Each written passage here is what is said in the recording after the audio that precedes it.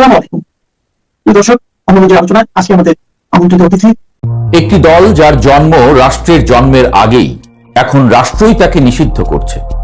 ইতিহাস কি পুনরাবৃত্তি হচ্ছে নাকি নতুন রাজনৈতিক অধ্যায় শুরু হলো? বাংলাদেশের রাজনীতির মাঠে নতুন এক দৃশ্যপট তৈরি হয়েছে, যেখানে ইতিহাস, আইন আর আবেগ এসে দাঁড়িয়েছে মুখোমুখি। যে দলটি একসময় এই ভূখণ্ডের জন্মের আগেই স্বপ্ন বুনেছিল, যে দলটির নাম শুনলেই স্বাধীনতার গল্প জেগে ওঠে, সেই বাংলাদেশ আওয়ামী লীগ আজ নিষিদ্ধতার খাতায় নাম লিখিয়েছে। ঘটনাটি শুধু একটি দলের নিষিদ্ধ হওয়া নয়, বরং এটি রাষ্ট্র, রাজনীতি আর জনগণের সম্পর্কের এক জটিল অধ্যায়।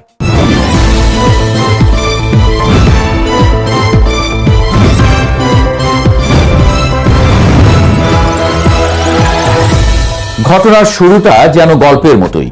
5ই আগস্ট ক্ষমতার পালাবদল হয় জনগণের চাপের মুখে পড়ে। দেশ ছাড়েন দেশের প্রধানমন্ত্রী শেখ হাসিনা।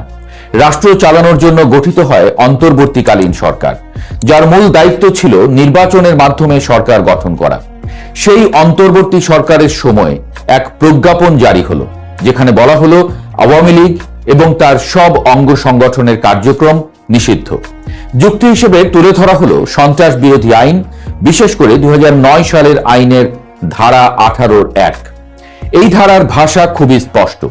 রাষ্ট্র যদি মনে করে কোনো সংগঠন দেশের নিরাপত্তার জন্য হুমকি, তবে তার কার্যক্রম নিষিদ্ধ করা যায়। কিন্তু এখানে প্রশ্নটা আইন নয়, প্রয়োগ। কারণ এই প্রজ্ঞাপনে একটি বড় ফাঁক ছিল। নিষিদ্ধ করা হলো ঠিকই, কিন্তু কেউ যদি সেই নিষেধাজ্ঞা ভাঙে, তার জন্য কি শাস্তি তা বলা হয়নি। যেন দরজায় তালা লাগানো হয়েছে, কিন্তু চাবিটা কোথায় তা কেউ জানে না। ফলে বাস্তবে এই নিষেধাজ্ঞা কতটা কার্যকর হবে তা নিয়ে তখনই প্রশ্ন উঠেছিল। এরপর আসে সংসদের পালা। বাংলাদেশের সংবিধান খুবই কৌশলী। অন্তর্বর্তীকালীন সরকারের জারি করা কোনো অধ্যাদেশ সংসদ বসার 30 দিনের মধ্যে অনুমোদন না পেলে তা বাতিল হয়ে যায়। অর্থাৎ সময়ের সঙ্গে সঙ্গে আইন নিজেই হারিয়ে যেতে পারে। এই সময়সীমা সামনে রেখে ত্রয়োদশ জাতীয় সংসদ একটি বিশেষ কমিটি গঠন করলো। তারা বসে দেখলো কোন অধ্যাদেশ টিকবে, কোনটা টিকবে না। এই কমিটি এখন সুপারিশ করছে সেই পুরনো অধ্যাদেশকে সংশোধন করে আইন হিসেবে পাশ করা হোক। এখানেই গল্পের মোড়। কারণ সংশোধনের কথাটা যতটা সরল শোনায়, বাস্তবে তো অনেক গভীর। সূত্র বলছে এবার শুধু নিষিদ্ধ নয়, বরং নিষেধাজ্ঞা অমান্য করলে শাস্তির ব্যবস্থাও যুক্ত হতে যাচ্ছে। অর্থাৎ কেউ যদি আওয়ামী লীগের নামে মিছিল করে, পোস্টার লাগায়, এমনকি অনলাইনে প্রচারণাও চালায়, তাহলেও আইনের মুখোমুখি হতে হবে। মানে এই বিএনপি সরকার আরো কঠিন হচ্ছে আওয়ামী লীগ দলের উপরে। এই যেন রাজনীতির ময়দানে নতুন খেলার নিয়ম। আগে যেখানে প্রতিপক্ষকে ভোটে হারাতে হতো, এখন সেখানে আইনই প্রতিদ্বন্দ্বীকে মাঠের বাইরে রাখবে। এখানে এসে অনেকেই প্রশ্ন করছেন, এটা কি আইন প্রয়োগ নাকি রাজনীতির নতুন কৌশল? বিশ্লেষকদের মতে একটি রাজনৈতিক দলকে নিষিদ্ধ করা খুবই সংবেদনশীল বিষয়। কারণ রাজনীতি মানে শুধু দল নয়, তার সঙ্গে জড়িয়ে থাকে লাখো মানুষের বিশ্বাস, পরিচয় আর আবেগ। এই জায়গায় রাষ্ট্র যদি হস্তক্ষেপ করে, তাহলে সেটি কেবল প্রশাসনিক সিদ্ধান্ত থাকে না, বরং সামাজিক প্রতিক্রিয়ার জন্ম দেয়। ইতিহাসও এই জায়গায় খুব সহানুভূতিশীল নয়। অতীতে দেখা গেছে কোনো দলকে নিষিদ্ধ করলে তা অনেক সময় উল্টো সহানুভূতি পায়। নিষিদ্ধ হওয়া দলটি নিজেদের ভিকটিম হিসেবে তুলে ধরে, আর জনগণের একাংশ তাদের প্রতি সহানুভূতিশীল হয়ে ওঠে। ফলে রাজনৈতিক মেরুকরণ আরো বাড়ে। বাংলাদেশের ক্ষেত্রেও একই প্রশ্ন উঠছে। আওয়ামী লীগের রয়েছে দীর্ঘ ইতিহাস এবং বিস্তৃত তৃণমূলের ভিত্তি। এমন একটি দলকে হঠাৎ করে আইনের মাধ্যমে নিষিদ্ধ করা হলে তাদের সমর্থকরা কিভাবে প্রতিক্রিয়া দেখাবে? তারা কি চুপ করে বসে থাকবে, নাকি অন্য কোনো পথে নিজেদের উপস্থিতি জানান দেবে? এখানে আরেকটি গুরুত্বপূর্ণ বিষয় হলো বিচার ব্যবস্থা। অনেক বিশ্লেষক বলছেন, যদি কোনো দলের বিরুদ্ধে অপরাধের অভিযোগ থাকে, তাহলে সেটি আদালতের মাধ্যমে প্রমাণ হওয়া উচিত। আদালত যদি রায় দেয়, তখন নিষিদ্ধ করা বা অন্য ব্যবস্থা নেওয়া সহজেই গ্রহণযোগ্য হয়। কিন্তু সরাসরি নির্বাহী বা আইন প্রণয়ন প্রক্রিয়ার মাধ্যমে নিষিদ্ধ করলে সেখানে প্রতিহিংসার অভিযোগ ওঠার সুযোগ থাকে। এই প্রসঙ্গে মোহাম্মদ ইউনূসের নেতৃত্বাধীন অন্তর্বর্তী সরকারের সময়কার সিদ্ধান্তের কথাও উঠে আসে। সেই সময় অনেকেই বলেছিলেন রাজনৈতিক দল নিষিদ্ধ করার সিদ্ধান্ত জনগণের উপর ছেড়ে দেওয়া উচিত, ভোটই হোক চূড়ান্ত বিচারক। কিন্তু বাস্তবে দেখা যাচ্ছে সেই অবস্থান থেকে সরে এসে এখন আইনগত পথে নিষিদ্ধ করার দিকেই এগোনো হচ্ছে।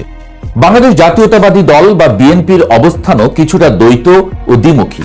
একদিকে তারা নির্বাচনের আগে বলেছিলেন নির্বাহী আদেশে দল নিষিদ্ধ করা ঠিক নয়, অন্যদিকে সেই দল আজ ক্ষমতায় যাবার পর আবার আওয়ামী লীগের নিষিদ্ধ ঘোষণায় তারা সন্তোষ প্রকাশ করেছেন। রাজনীতির এই দ্বৈততা নতুন কিছু নয়, তবে এটি পরিস্থিতিকে আরো জটিল করে তোলে। আওয়ামী লীগের পক্ষ থেকেও প্রতিক্রিয়া এসেছে। তাদের বক্তব্য, এটি শুধু একটি দলকে নিষিদ্ধ করা নয়, বরং একটি বৃহৎ জনগোষ্ঠীর রাজনৈতিক অধিকারকে সীমিত করা। তাদের দাবি, এই সিদ্ধান্তের দায় শেষ পর্যন্ত প্রতিপক্ষ দলগুলোকেই নিতে হবে। এখন প্রশ্ন, এর প্রভাব কি হবে? প্রথমত, রাজনৈতিক প্রতিযোগিতা কমে যাবে। একটি বড় দল মাঠের বাইরে থাকলে নির্বাচনের প্রতিদ্বন্দ্বিতা স্বাভাবিকভাবেই কমে যায়। এতে করে গণতন্ত্রের মৌলিক চেতনা, বিকল্পের উপস্থিতি ক্ষতিগ্রস্ত হতে পারে। দ্বিতীয়ত, রাজনীতির ভাষা আরো কঠোর হতে পারে। যখন বৈধ রাজনৈতিক পথ সংকুচিত হয়, তখন অনেকেই বিকল্প পথ খোঁজে, যা সব সময় শান্তিপূর্ণ নাও হতে পারে। তৃতীয়ত, আন্তর্জাতিক মহলেও এর প্রতিক্রিয়া হতে পারে, কারণ রাজনৈতিক দল নিষিদ্ধ করা গণতান্ত্রিক মানদণ্ডের সঙ্গে কতটা সামঞ্জস্যপূর্ণ তা নিয়ে প্রশ্ন উঠতে পারে। তবে সরকার পক্ষের যুক্তিও একেবারে উড়িয়ে দেওয়া যায় না। তারা বলছেন রাষ্ট্রের নিরাপত্তা ও আইনের শাসন রক্ষা করাই তাদের দায়িত্ব। যদি কোনো দল এই সীমা অতিক্রম করে, তাহলে ব্যবস্থা নেওয়া ছাড়া উপায় থাকে না। এই যুক্তি একেবারে অমূলক নয়, তবে এর প্রয়োগ কতটা ন্যায্য ও স্বচ্ছ সেটিই মূল প্রশ্ন।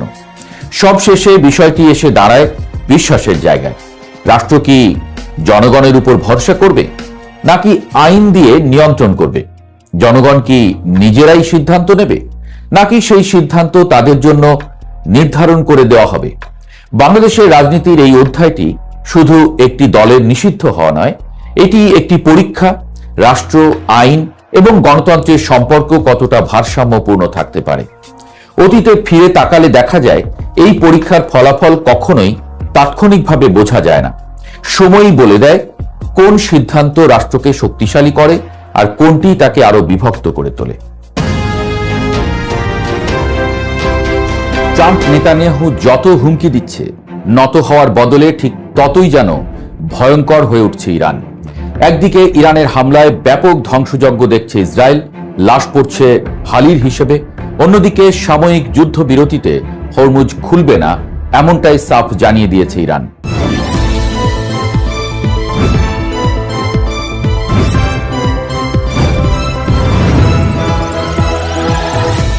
দশকের পর দশক ধরে চলে আসা স্নায়ুযুদ্ধ আর ছায়াযুদ্ধের খোলস ছেড়ে বেরিয়ে এসে এবার সরাসরি রণমূর্তিতে অবতীর্ণ হয়েছে তেহরান। ইসরায়েলের তথাকথিত আয়রন ডোম, ডেভিড স্লিং বা অ্যারো সিস্টেমের মতো অত্যাধুনিক ও বহু প্রশংসিত আকাশ প্রতিরক্ষা ব্যবস্থাকে রীতিমতো বুড়ো আঙুল দেখিয়ে ইরানের নিখুঁত ব্যালিস্টিক ও ক্রুজ ক্ষেপণাস্ত্রগুলো যেন বজ্রপাতের মতো আছড়ে পড়ছে একেবারে তেল আবিব আর জেরুজালেমের বুকে। সাম্প্রতিক এক ভয়ঙ্কর হামলায় ইসরায়েলের মধ্যাঞ্চলে যে অভাবনীয় ধ্বংসযজ্ঞ চলেছে তা রীতিমতো ভিত কাঁপিয়ে দিয়েছে নেতানিয়াহুর কট্টরপন্থী প্রশাসনকে। ইসরায়েলি ভূখণ্ডে সরাসরি আঘাত এনে একাধিক বহুতল ভবন ধুলোয় মিশিয়ে দিয়েছে ইরানের ঘাতক ড্রোন ও মিসাইল। কংক্রিটের সেই পাহাড় সম ধ্বংসস্তূপের নিচ থেকে উদ্ধার হওয়া 4 জনের মৃতদেহ এবং অসংখ্য আহতদের আর্তনাদ প্রমাণ করছে যে সংঘাত এখন আর কেবল বাগাড়ম্বর বা ফাঁকা হুমকির পর্যায়ে আটকে নেই। ইসরায়েলের মাটিতে সরাসরি এই আঘাত শুধু তাদের ভৌত অবকাঠামো বা সামরিক ঘাঁটির ক্ষতিই করেনি। বিশেষজ্ঞদের মতে এটা পশ্চিমের জন্য মনস্তাত্ত্বিক দিক থেকেও এক বিশাল ও অপূরণীয় পরাজয়। যেখানে এতদিন ইসরায়েল গোটা বিশ্বে নিজেকে অজেয় ও দুর্ভেদ্য বলে দাবি করত, সেখানে খোদ তাদের নিজেদের নিরাপদ আকাশসীমায় শত্রুর এমন অবাধ তাণ্ডব প্রমাণ করে যে মধ্যপ্রাচ্যের সমীকরণ চিরতরে বদলে গেছে। ইরানের এই মারমুখী ও আপোষহীন রূপ স্পষ্ট বুঝিয়ে দিচ্ছে তারা আর কোনোভাবেই কৌশলগত যুদ্ধের নামে চুপ করে মার খেতে রাজি নয়। মার কম খাচ্ছে না ইরানও, কিন্তু সরাসরি এই আঘাতের বদলে দ্বিগুণ শক্তিতে প্রত্যাঘাত, এটাই এখন তেহরানের নতুন ও চূড়ান্ত রণনীতি। রণক্ষেত্রের এই ভয়াবহ ডামাডোলের বাইরেও ভূরাজনীতির এক বিশাল ও জটিল ছক কষছে ইরান, যা ঘুম রীতিমতো হারাম করে দিয়েছে পশ্চিমা বিশ্বের। আন্তর্জাতিক মহল এবং মধ্যস্থতাকারীদের আলোচনার টেবিলে যখন সাময়িক যুদ্ধবিরতির একটা আবছা গুঞ্জন শোনা যাচ্ছে, ঠিক তখনই তেহরান ছুঁড়ে দিয়েছে তাদের তুনের সবচেয়ে মোক্ষম তাসটি। তারা কোনো রাগঢাক না করেই সাফ জানিয়ে দিয়েছে, গাজায় বা লেবাননে যুদ্ধবিরতি হলেও বিশ্বের অন্যতম গুরুত্বপূর্ণ নৌপথ হরমুজ প্রণালী কোনোভাবেই পশ্চিমা জাহাজের জন্য উন্মুক্ত করে দেওয়া হবে না।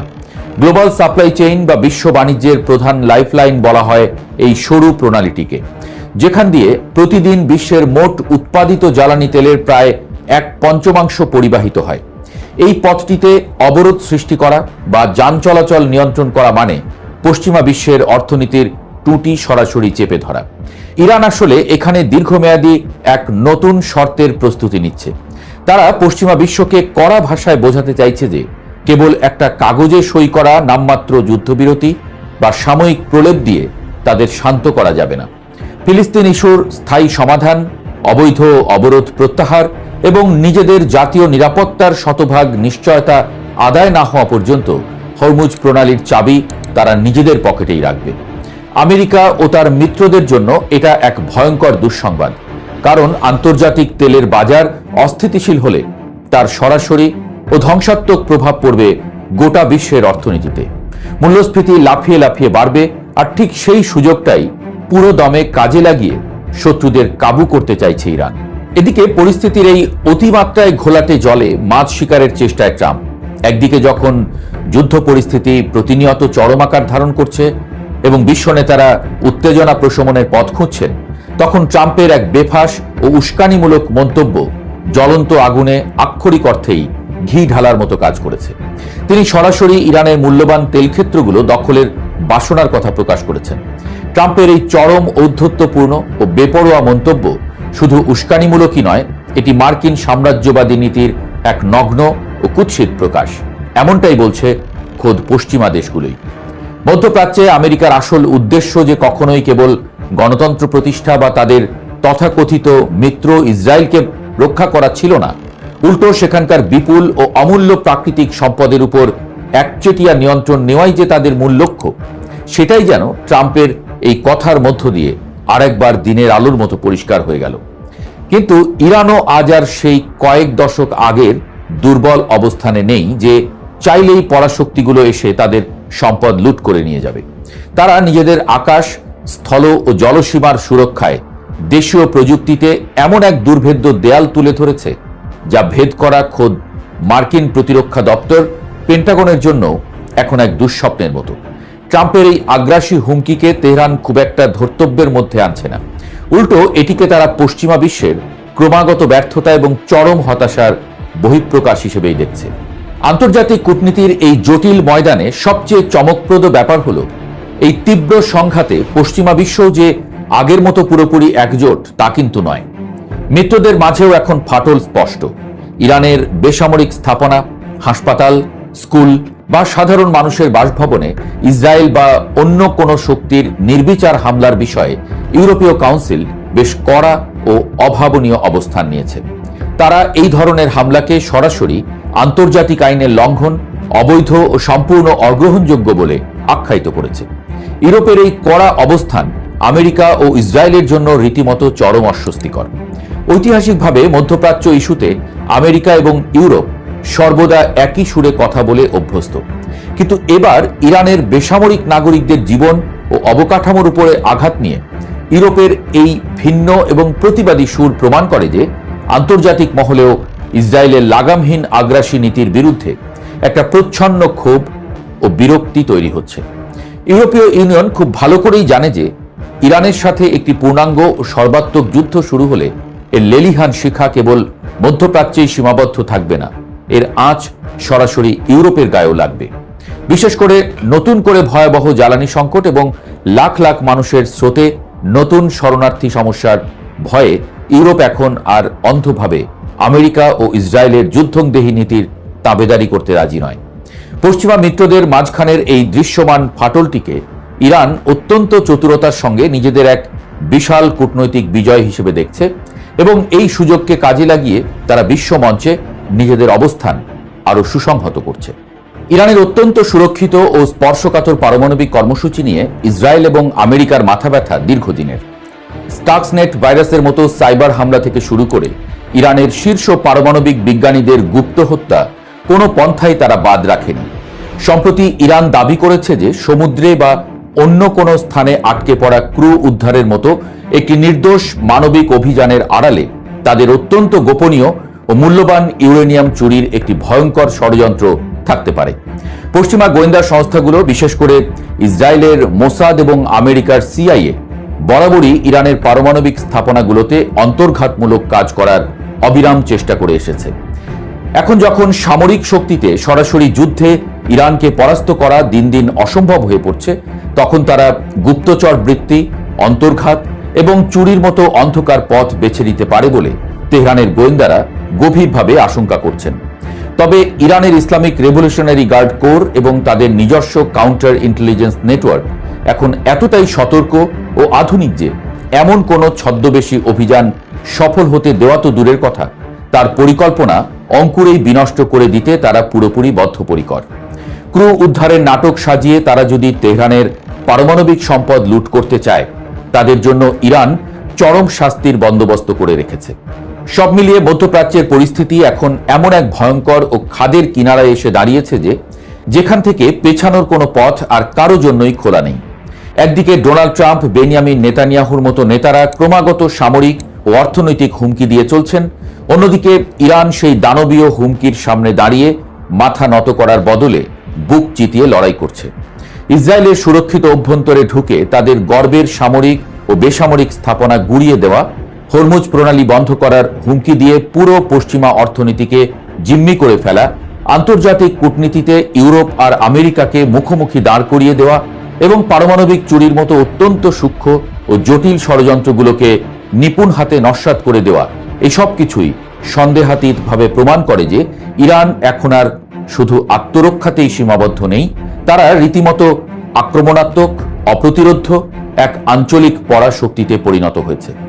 মধ্যপ্রাচ্যের এই রক্তাক্ত দাবার বোর্ডে নেতানিয়াহু আর ট্রাম্প ভেবেছিলেন তারা সামরিক শক্তির দম্ভে খুব সহজেই ইরানকে চেকমেট করে দেবেন, কিন্তু দৃশ্যপট উল্টে গিয়ে এখন তাদের নিজেদের রাজাই চরম হুমকির মুখে থরথর করে কাঁপছে। মাথা নত করা বা আপোষ করা তো দূরের কথা, শত্রুর প্রতিটি আঘাতের বিনিময়ে ইরান যেন ফিনিক্স পাখির মতো ছাই থেকে উঠে এসে হয়ে উঠেছে আরো বেশি ভয়ঙ্কর, আরো বেশি মরণঘাতী। আগামী দিনগুলোতে এই বহুমুখী সংঘাত কোন দিকে মোড় নেবে বা তৃতীয় বিশ্বযুদ্ধের সূচনা করবে কিনা তা হয়তো সময়ই বলবে। তবে আপাতত বর্তমান পরিস্থিতি বিশ্লেষণ করে এটুকু নিশ্চিত করে বলাই যায়, হুমকি ধামকি দিয়ে ইরানকে দমিয়ে রাখা বা বশে আনা এখন আর পৃথিবীর কোনো পরাশক্তির পক্ষেই সম্ভব নয়।